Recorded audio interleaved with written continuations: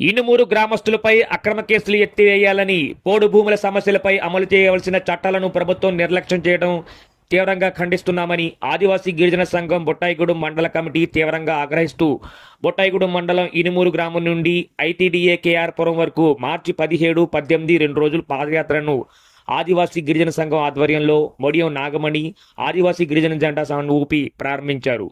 పోడు భూములు మరియు ఎల్టీఆర్ 1/70 చట్టాలను భూములకు పట్టాలు ఇవ్వాలని, గిరిజన చట్టాల ప్రకారం ఆదివాసులకు పూర్తి హక్కులు కల్పించాలని వారు అన్నారు.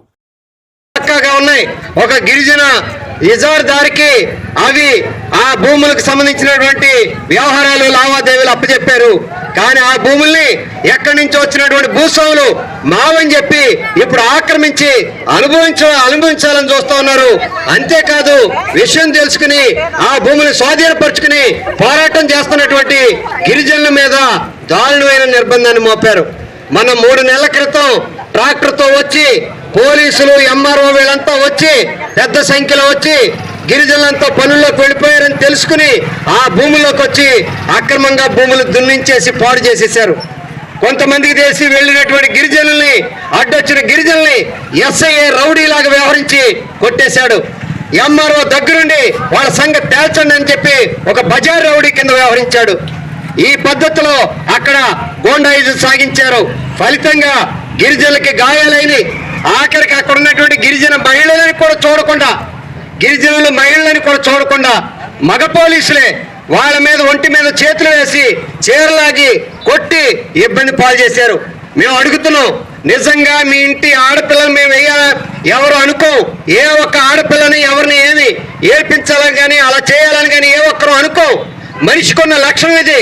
కానీ ఒక గిరిజన మహిళల పట్ల అధికారులు అయ్యుండి మీరే ఇలా వ్యవహరించారంటే, ఈ రకంగా మృగాల్లా వ్యవహరించారంటే కంచె చేసి చేను మేసినట్టుగా గిరిజన చట్టాల్ని, గిరిజనుల హక్కుల్ని, ప్రజల హక్కుల్ని, పేదల హక్కుల్ని రక్షించాల్సినటువంటి తహసీల్దార్ ఎస్ఐలే స్వయంగా అక్కడుండి ఇలాంటి పనులు చేయడం అంటే అసలు చట్టం ఉందా? చట్టం సంపన్నులకు చుట్టంలో వ్యవహరిస్తున్నానని చెప్పి మొత్తం పెద్ద ఎత్తున ఏజెన్సీ ప్రాంతం అంతా కూడా ఉద్యమాలు సాగదీశాం. ఆయన ఆ గిరిజనుల మీద హత్య చేయబోయారని చెప్పి 307 కేసులు పెట్టారు. సిగ్గు ఎగ్గు లేకుండా ఆఖరికి ఇక్కడ ఎవరో దొరమావుడు ఒక భూస్వామి ఉన్నాడట, వాడి మెడలో ఉన్నటువంటి గొలుసు గిరిజనులు లాక్కున్నారట.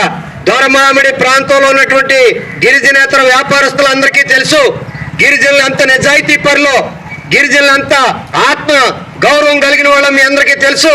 అలాంటిదట ఆయన మెడలో బంగారపు గొలుసు దొంగతనం చేశాడట.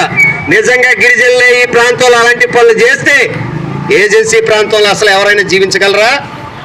ఈ రోజు ప్రశాంతంగా ఎవరైనా జీవించగలుగుతున్నారంటే గిరిజనులు వాళ్ళు కొన్ని పద్ధతులు ఉన్నాయి, వాళ్ళ ఆత్మగౌరవానికే నిలబడతారు. తమ కష్టించిన దానికే వాళ్ళు ఆశిస్తారు తప్ప కక్కిన కూడా ఆశించే మనుషులు కాదు. అది 170 భూములు, ఎల్టీఆర్ భూములు, గిరిజనుల భూములు కాబట్టే దానికోసం పోరాటానికి వెళ్ళారు. కానీ 307 హత్య కేసులు, దొంగతనం చేశారనే కేసులు, 20 మంది గిరిజన మహిళల మీద